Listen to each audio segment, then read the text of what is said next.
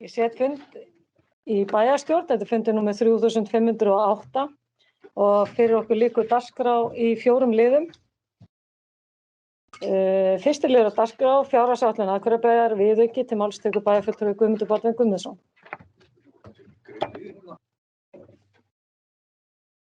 Forseti, ágætu bæjarfulltrúar, hér lagður fram fyrsti viðauki fyrir fjárhagsárið 2022.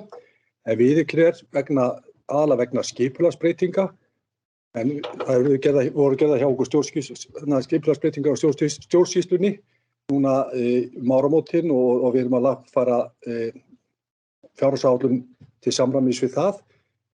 Síðan erum við líka með viðbót við framkvæmdaáætlun vegna leikskólans Klappa upp á 40 milljónir sem við erum að færa á milli ára. Þetta hefur voðalega lítil áhrif á reikningin áætlunin hjá okkur.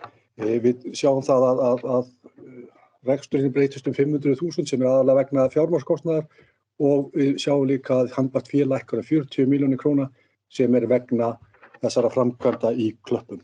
Þetta er hér lagt fram til staðfestingar í bæjarstjórn. Takk. Það er bæjarfulltrúi Guðmundur Baldvin Guðmundsson lokið máli sínu og orðið laust. Það sem enginn hefur hvassir hljóðs, þeir sem geta samþykkt þetta gefa merki. Það eru 11, takk fyrir það.